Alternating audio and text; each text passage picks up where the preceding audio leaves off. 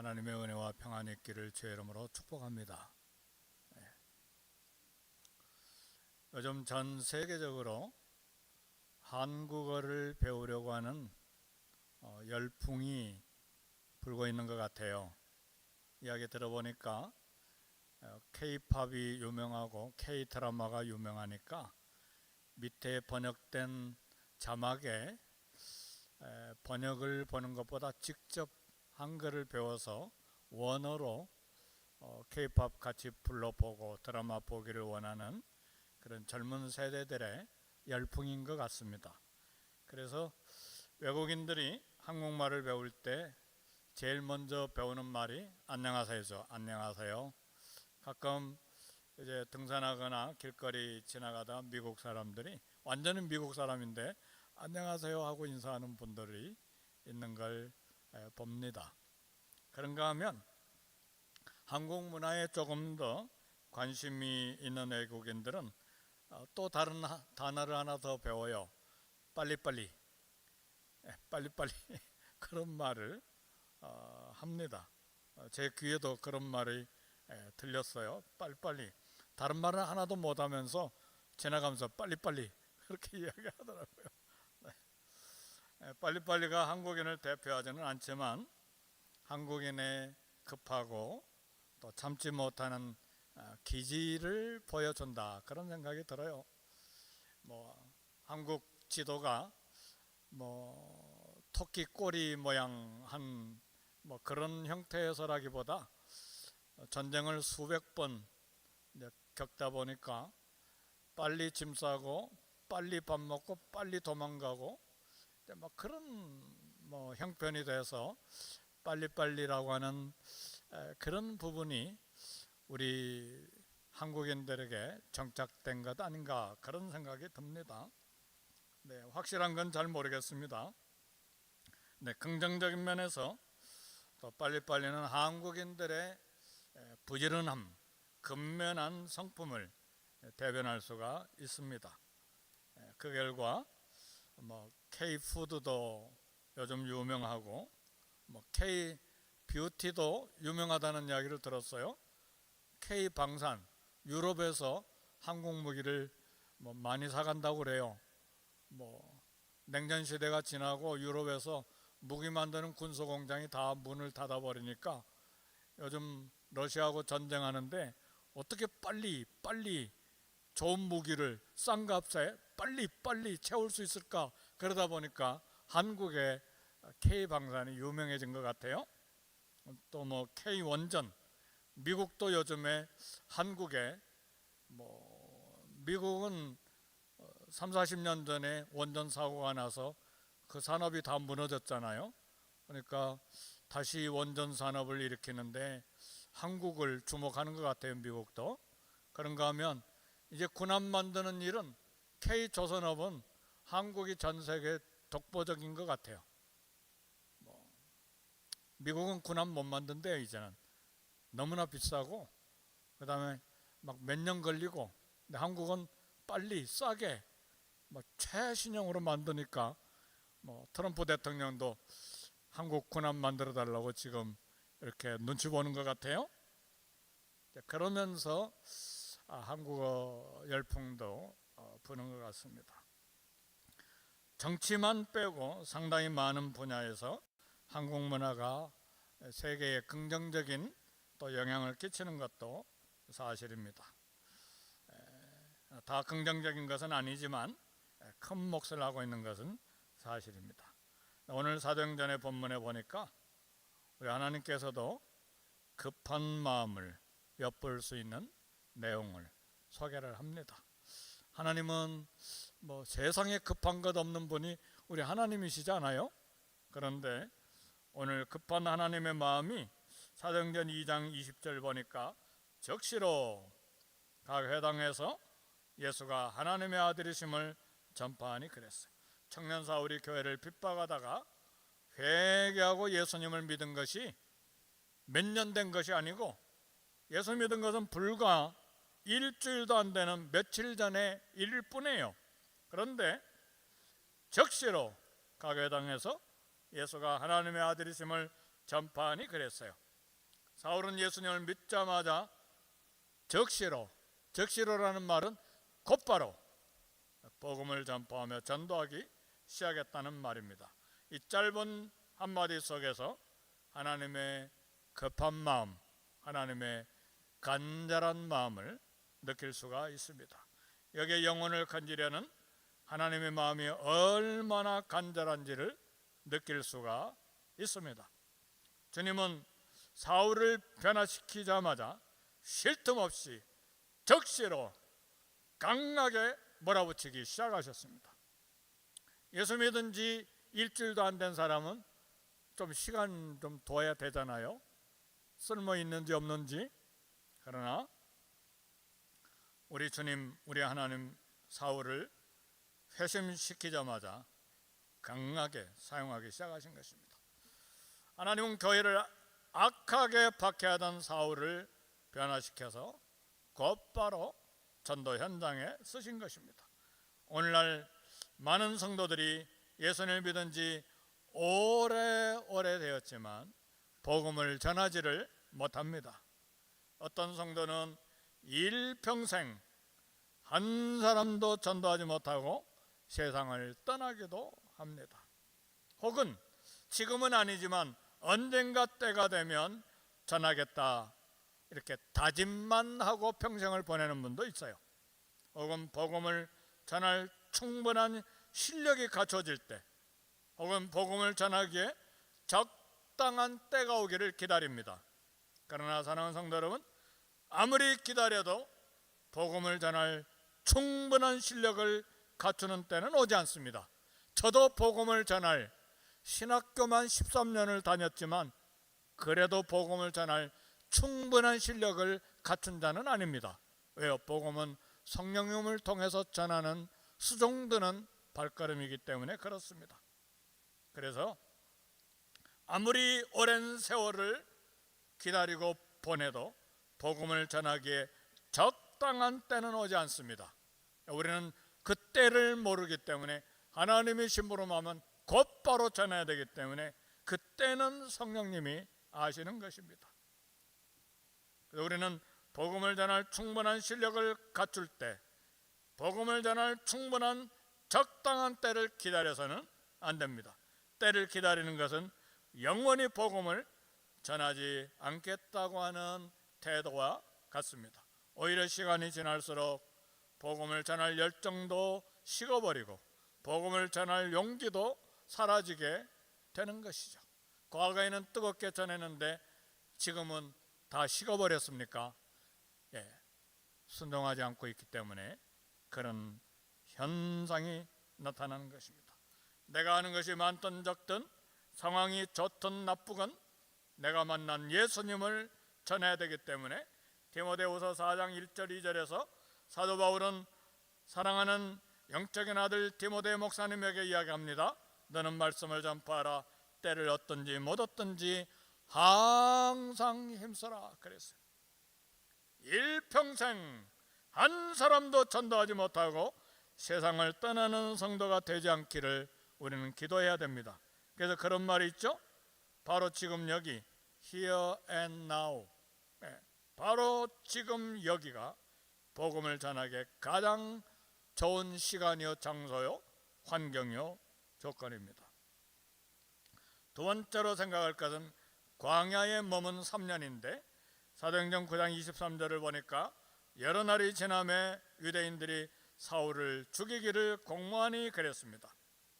여러 날이 지났다는 말이 얼마의 기간인지 우리는 잘 알 수가 없는데 이에 대해서 갈라디아서 1장의 말씀을 보니까 나보다 먼저 사도된 자들을 만나려고 예루살렘으로 가지 아니하고 오직 아라비아로 갔다가 다시 다메섹으로 돌아갔노라. 사울은 예수님 믿는 사람들을 잡으려고 예루살렘에서 다메섹으로 갔는데 예수님을 만나 믿은 후에 예루살렘으로 가지 아니하고 아라비아로 갔다고 했습니다.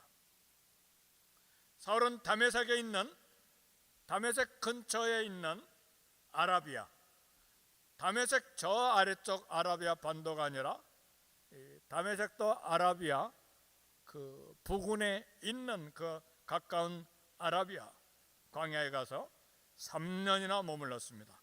많은 성경학자들은 사우디아라비아 3년 동안 머물면서 무엇을 했을까 궁금해합니다. 왜요? 광야는 사람이 없는 곳이고 철저히 고독하고 외로운 현장이 광야입니다. 사울은 그곳에서 하나님과의 영적인 교제를 통해서 신앙을 재정리하는 시간을 가졌을 것으로 봅니다. 사울이 가졌던 내적 충만으로 이처럼 채우는 시간은 우리 모든 성도들과 모든 사역자들에게 반드시 필요한 시간입니다. 오늘날 많은 하나님의 일꾼들이 하나님과 깊은 교제 없이 이 일에만 바쁜 것을 봅니다.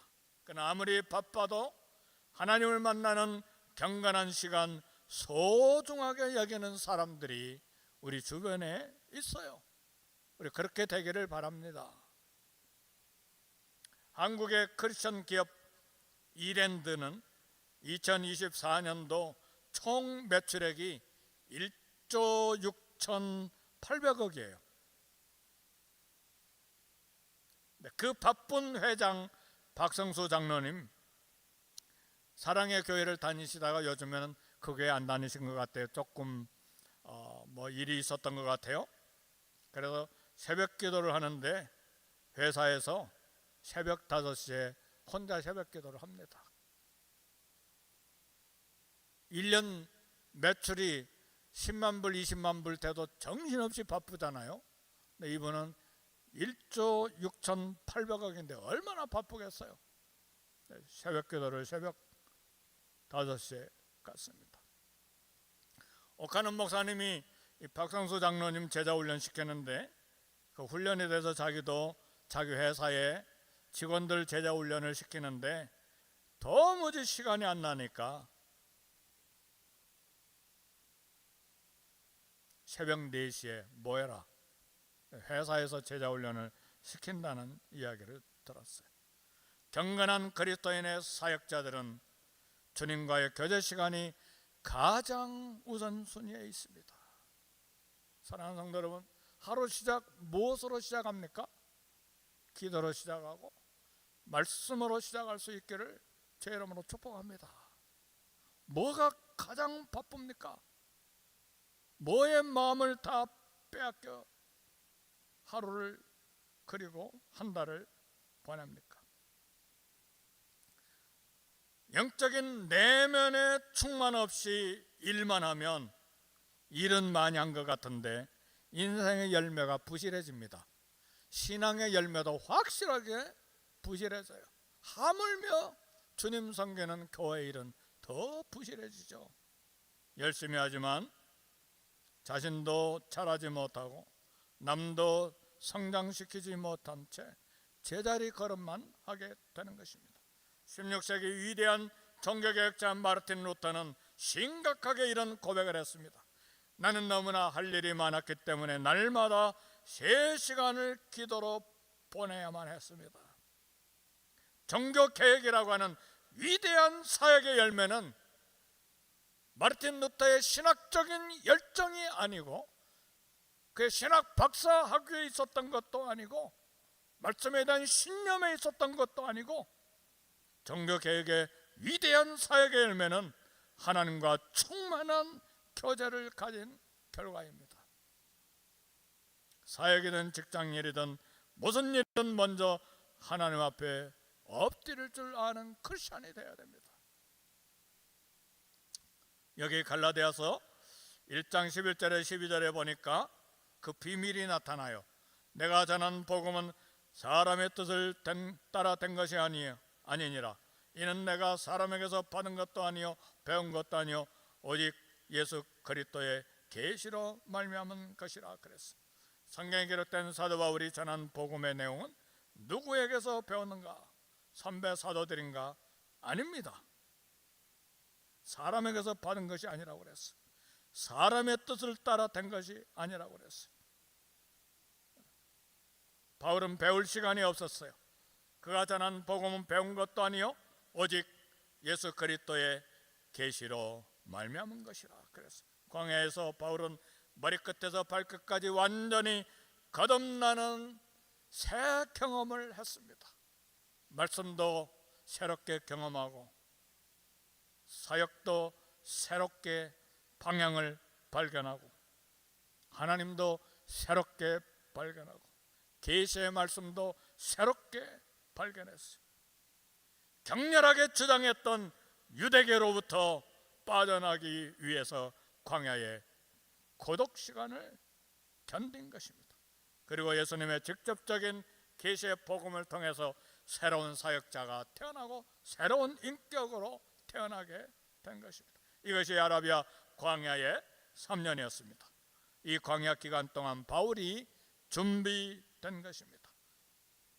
이 기간 동안 바울은 인간이 얼마나 유한한지, 인간의 죄성이 얼마나 뿌리가 깊은지 인간 존재를 깨달은 것입니다. 그전에는 자기의 의로움 가지고 남을 정죄하고 죽이는 데까지, 다메섹 온 이유도 사람들을 잡아 죽이기 위해서 온 거잖아요. 자기의 의죠. 그러나 얼마나 죄성의 뿌리가 깊은 유한한 인간인지, 인간 존재를 깨달은 거예요. 인간이 무엇인가? 죄가 무엇인가? 인간의 이성과 지성과 감성이 얼마나 허약한 존재인가를 깨달은 것이죠. 사랑하는 성도 여러분, 수많은 세월을 살아 인생의 저녁, 해저녁 황혼에 우리가 지금도 여전히 집중하고 있는 것이 무엇입니까? 세상입니까? 세상에 집착하는 마음을 돌려 하나님의 음성을 듣는데 전심하는 지혜가 있기를 바랍니다. 히브리서 저자인 사도는 우리 모든 성도들에게 간절히 권면하고 호소합니다. 믿음의 주요 온전케 하는 이인 예수를 바라보자. 예수를 바라보자.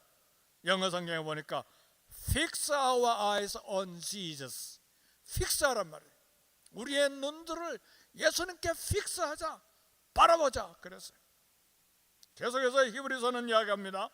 믿는 도리의 사도이시며 대제사장이신 예수를 깊이 생각하라. 어떻게 하는 게 깊이 생각하는가? 영어 성경에 보니까 Fix your thought on Jesus. 어떻게 깊이 생각하는가? 우리의 생각들을 예수님께 픽스해라, 고정시켜라. 이것이 예수님을 바라보자, 예수를 깊이 생각하라는 말이에요. 종말에는 두 가지 종말이 있습니다. 개인적인 종말과 우주적인 종말이 있는데 이 두 가지 종말은 저와 여러분에게 반드시 찾아옵니다. 개인적인 종말은 개인이 세상을 떠나는 날이에요. 호흡이 멈추는 날이에요. 심장이 멈추는 날이에요. 기차가 푹푹푹푹 하고 소리를 지르면서 가다가 종착역에는 딱 서잖아요. 그런 것처럼 우리 심장이 딱 멈추는 날이 개인적인 종말이에요. 우주적인 종말은 예수님이 오심으로 세상을 심판하는 그런 날이에요. 시간이 끝나는 때예요. 시간이 시작될 때가 있으면 시간이 끝나는 날이 있잖아요. 그때가 예수님 오시는 우주적인 종말의 날입니다. 어떤 종말을 맞이하든 예수님은 우리에게 항상 깨어있으라고 반복해서 말씀하십니다. 세 번째로 생각할 것은 고난을 통해 받는 복입니다. 어떤 글을 읽어보니까요, 참 마음에 와닿는 글을 읽었어요. 하나님은 이 우주에 수천억 개의 별들 중에서 이 태양계가 들어있는 은하수 안에는 수천억 개의 별들이 있어요. 근데 이 광활한 우주에는 그 수천억 개의 별들을 가진 은하수가 수천억 개래요. 그러니까 어마어마한 별들이 있어요. 어떤 별들은요, 어떤 별은 읽어보니까 지구보다 더 큰 별인데 그 별 전체가 다이아몬드로 된 별도 있대요. 과학자가 하는 이야기예요. 이 땅에 뭐 다이아몬드 혹 가지고 계시는 분 있어요? 손톱 많은 거 있어요? 하나님 눈에 보면 별거 아니죠. 근데 이 수천억 개의 별들 중에서 오염되고 죄에 찌든 지구를 하나님이 유달리 사랑하신다는 사실이에요. 그래서 하늘의 천사들은 왜 우리 하나님은 저 지저분한 별, 오염되고 죄에 찌든 지구를 사랑하는지 도무지 이해할 수가 없다. 천사들의 이야기예요. 예수님은 수천억 개 별들 중에서 지구에 살고 있는 인간을 위해서 피를 흘리셨기 때문에, 하나님은 죄가 반복되고 불순종에 익숙한 나를 위해 유별나게 사랑하실까? 아버지께 순종하여 십자가에 죽으신 예수님이 흘리신 보혈의 피 때문이죠. 하나님은 세상의 마음을 빼앗긴 탕자 같은 우리를 무조건 받아주시죠. 왜요? 우리 가문이 예수님을 믿었기 때문에요? 아니에요. 예수님의 피 때문에, 흘리신 피 때문에. 거짓골이 되어 돌아온 탕자를 부둥켜 안으시는 아버지는 우리 하나님이시죠. 그런데 왜 하나님은 이처럼 사랑하는 이들에게 때로 고통을 주시는가? 우리가 말을 듣지 않고 우리가 세상의 마음을 빼앗겨 돌아오지 아니할 때에 하나님은 때때로 우리에게 고통을 준비해 주십니다. 재물의 유혹과 세상의 염려로 마음을 빼앗겨 죽게로 돌아오지 아니할 때에 그래서 고난이 생기는 경우가 허다합니다. 고난을 겪으면 둘째 아들 탕자처럼 자기 잘못을 깨닫고 다시 아버지 앞으로 돌아오기 때문에, 에덴 동산에서부터 지금까지 인간은 하나님의 자리에 앉으려고 끝없이 도전해 왔습니다. 인간은 끝없는 물질의 욕심과 육체의 욕망으로 높은 바벨탑을 건축해 왔는데 그것이 인간의 역사예요. 지금도 그렇잖아요. 그래서 전쟁이 계속해서 일어나는 것이죠. 그때마다 하나님은 고난의 메시지, 고통의 메시지를 주셔서 돌아오게 하시는 것이죠. 하나님은 고통을 통해서 인간의 한계를 깨닫게 하시고 욕심을 내려놓게 하십니다. 따라서 고난은 내 것이라고 여겼던 모든 것들을 하나님께 인도하는 훈련입니다. 고난을 통해서 이것도 별로 올 일 없는 거구나, 이것도 그저 그런 것이구나, 자꾸 깨닫잖아. 인생을 그렇게 소중하게 여겼던 것이 아무것도 아니구나, 자꾸 내려놓는 훈련을 받죠. 어떤 환경에서든 고난과 실패를 만나면 하나님의 뜻이 무엇인지를 재빨리 깨닫는 영성이 있기를 원합니다. 하나님은 더 좋은 것을 주시기 위해서 내게 고통의 환경을 주심을 우리는 알아야 됩니다. 바로 이런 경험을 한 바울은 내가 약할 때 그때가 곧 강함이라고 고백을 했습니다. 고난과 실패로 인간의 약함을 깨달을 때 하나님만 의지하는 강한 믿음의 사람이 되는 비밀을 발견한 것입니다. 고린도후서 1장 9절에 말합니다. 우리가 우리 자신이 사형 선고를 받은 줄 알았으니 이는 우리로 자기를 의지하지 말고 오직 죽은 자를 다시 살리시는 하나님만 의지하게 하심이라 그랬습니다. 바울은 해도 너무한 수많은 죽음의 위협과 고통을 당하면서 살았는데 왜 복음을 전하는 저 경건한 사도 바울에게 고난이 쉼없이 찾아왔을까요? 바울은 고백합니다. 오직 죽은 자를 다시 살리시는 하나님만 의지하게 하심이라. 그래서 바울은 오히려 고난과 위험이 하나님께서 자기에게 주시고자 하시는 복임을 알았습니다. 약합니까? 좌절로 의욕상실이 됐습니까? 드디어 내 삶을 통해 주님이 복을 주실 때가 왔습니다. 절망합니까? 내가 아무것도 아닌 사실 때문에 절망하고 바닥에 주저앉아 있습니까? 드디어 하나님께서 내 삶을 통해서 하나님의 일을 시작할 때가 된 것입니다. 어떤 일을 할 때에 하나님께서 우리 가는 길을 막으시는 경우가 분명히 내 삶 가운데 있습니다. 나는 꼭 가야 되고 나는 꼭 해야 되는데 길이 열리지 않고 길이 보이지 않는 때가 반드시 있습니다. 그것을 부정적으로 보지 말고 하나님이 주신 사인으로 보는 지혜가 있어야 돼요. 더 훈련을 받아야 되고 더 준비돼야 된다는 하나님의 뜻일 수가 있습니다. 준비된 만큼 열매 맺고 변화된 만큼 열매 맺고 말씀으로 무장된 만큼 열매를 맺고 기도한 만큼 열매를 맺는 이런 통찰을 가지고 사울은 아라비아 3년을 보내고 다메섹으로 다시 되돌아온 것입니다. 네 번째로 생각할 것은 하나님의 일을 위한 영적인 조건입니다. 사도행전 9장 23절을 보니까 여러 날이 지나매 3년이 지난 거예요. 그리고 다메섹에서 돌아온 거예요. 이때 유대인들이 사울을 죽이기로 공모하니 그랬습니다.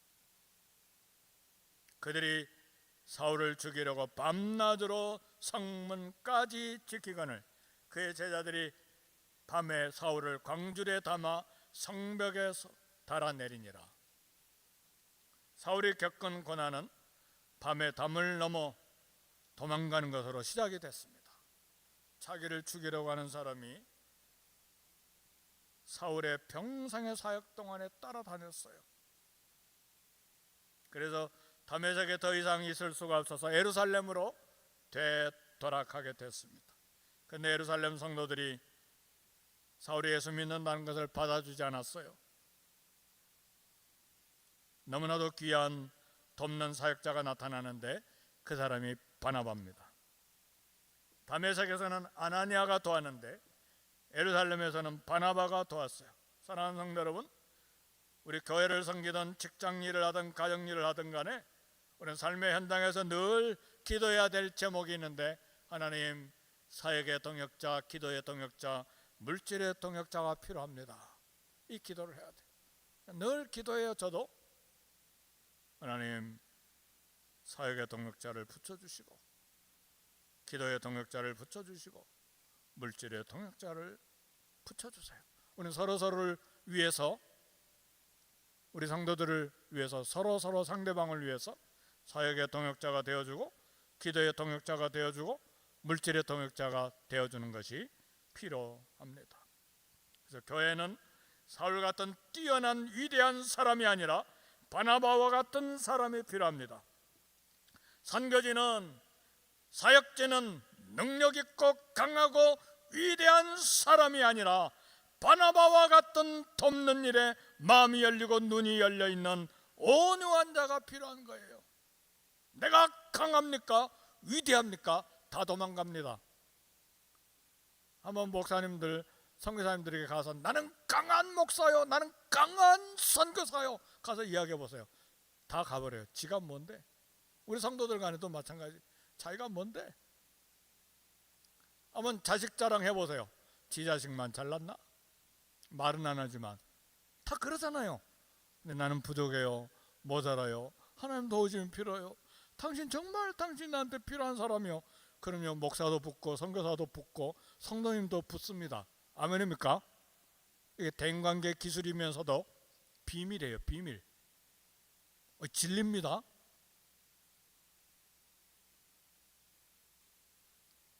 바나바는 사람을 격려하고 위로하고 도와주면서 끊임없이 사람을 세우는 자였어요. 그래서 우리 교회는 이런 위로자, 격려자, 사람을 세우는 일에 눈이 열리고 마음이 열리고 따뜻한 손이 필요합니다. 우리는 사람을 회초리로 때리거나 꾸지람 마음으로 쉽게 교훈하려고 하죠. 자식도 회초리로 때리고 심한 말로 그냥 때리고 그러면 될 줄로 생각하죠. 쉽게 교훈하려고 하는데 이상하게도 휘두르는 몽둥이로는 선한 열매 거두기가 대단히 어렵습니다. 지나가는 나그네 겉옷을 벗기는 건 강한 바람이 아니었어요. 따뜻한 햇볕이었어요. 이솝 이야기입니다. 바람과 햇님이 내기했잖아요. 저 지나가는 나그네 옷을 누가 벗길까? 내가 먼저 해볼 거야. 바람이 강하게 폭풍 같은 바람을 불어제끼니까 옷을 벗는 것이 아니라 왜 이렇게 날씨가 변덕이야? 미쳤어? 옷을 더 입었잖아요. 그러면 네가 한번 해봐라. 그래, 내 차례다. 따뜻한 봄날, 점점 따뜻하게. 날씨가 왜 이래? 좀 변덕이 심해? 너무 덥다, 땀이 나네. 그래서 겉옷을 벗었다는 게 이솝 이야기 아니에요?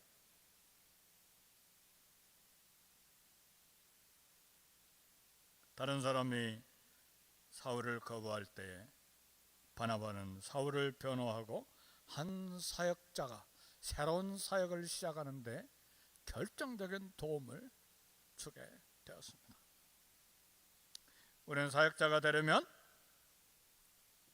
저나 여러분이나 모든 사역자들의 공통된 생각이 뭐냐면 이 사역을 위해서 준비된 강한 사람이 되어야 된다고 생각을 해요. 인격도 강하고 실력도 강하고 은사도 강하고 물질도 강하고 모든 기술도 강하고. 성경은 그렇게 말하지 않습니다. 사울은 반대로 강한 것이 다 벗겨져 버린 연약한 사람이 됐어요. 사울은 주님을 만난 후에 사역자가 되기 위해서 많은 것을 벗어버리고 내려놓는 깨어지는 훈련을 받았어요. 그의 고백대로 유대교의 신념이 깨어지는데 몸부림쳐야만 했어요. 율법의 의로는 부족함이 없는 이 사울, 그것이 깨어져만 했어요. 그래야 그리스도의 은혜로 구원받는 사실을 알 수가 있으니까요.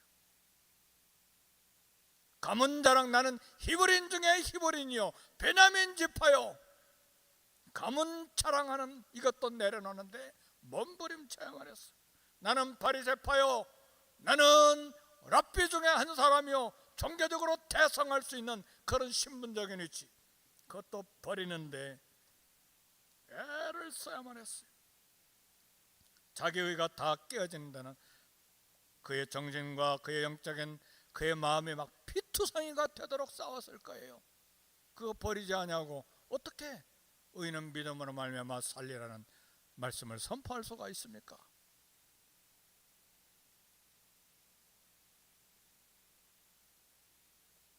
우리도 자기 의가 깨짐을 당해야 돼요. 내 의가 살아있기 때문에 남을 정죄하는데 얼마나 자주 실수하는지 몰라요. 나는 의롭고 상대방은 불의하다는 말이죠. 그래서 그거 가지고 정죄하잖아요. 내 의가 깨져야 돼요. 그래야 예수님의 의를 받아들일 수가 있어요. 그 은혜를 인하여 믿음으로 말미암아 구원을 얻은 나니 이것이 너에게서 난 것이 아니요 하나님의 선물이라. 이는 누구든지 자랑치 못하게 하려 함이니라.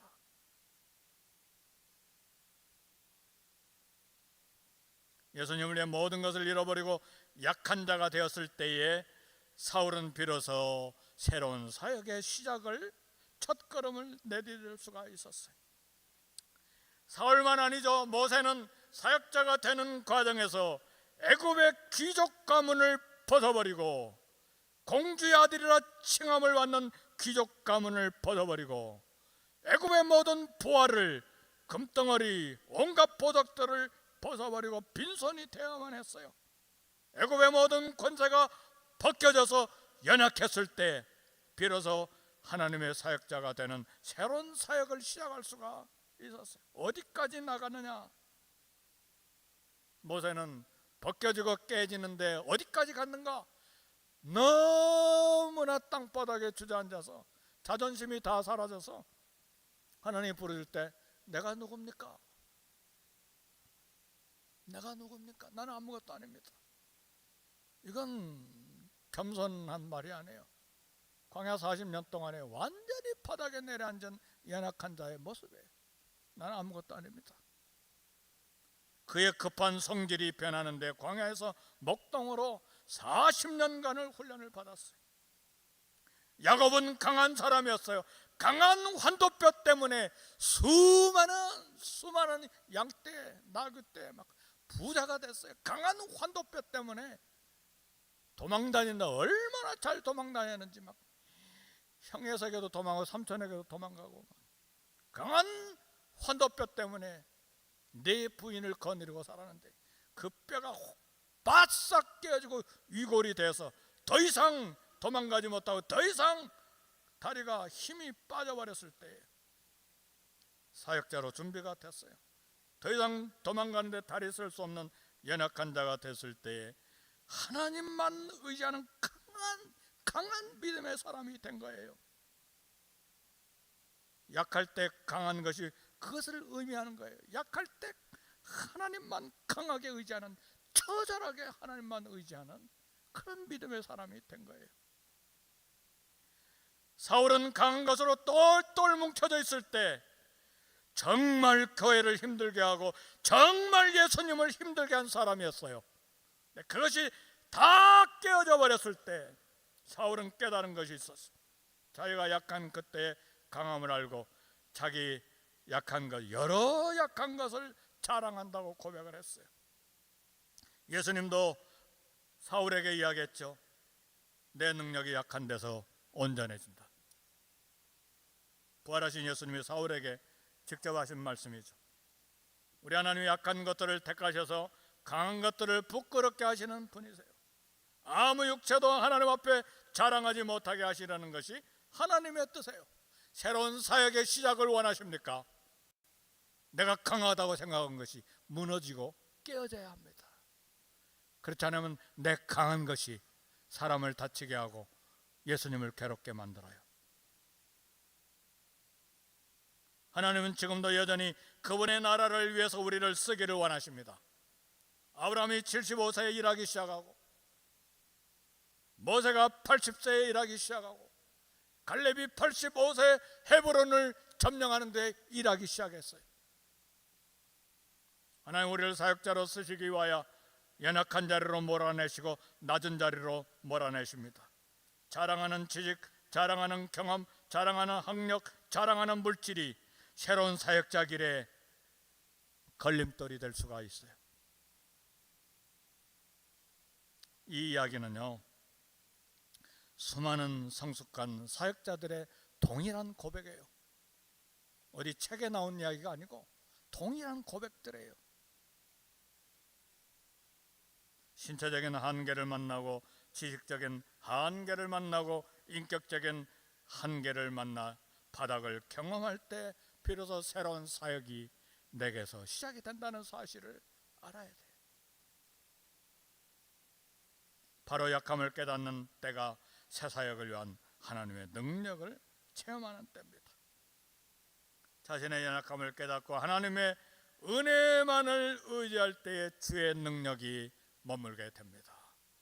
그래서 하나님 교만한 자를 물리치시고 겸손한 자에게 은혜를 베푸신다. 그래서 은혜가 물처럼 낮은 것으로 흘러가는 것입니다. 바울이 여러 연약함을 자랑하고 기뻐한 것은 그때가 하나님의 능력이 강한 것을 체험적으로 알았기 때문에 하는 고백입니다. 주님의 손에서 이제라도 훈련받아 존귀하게 쓰임받는 저와 여러분들이 되시기를 주의 이름으로 축복합니다. 우리 말씀 생각하실 1, 2분간 통성으로 기도하겠습니다.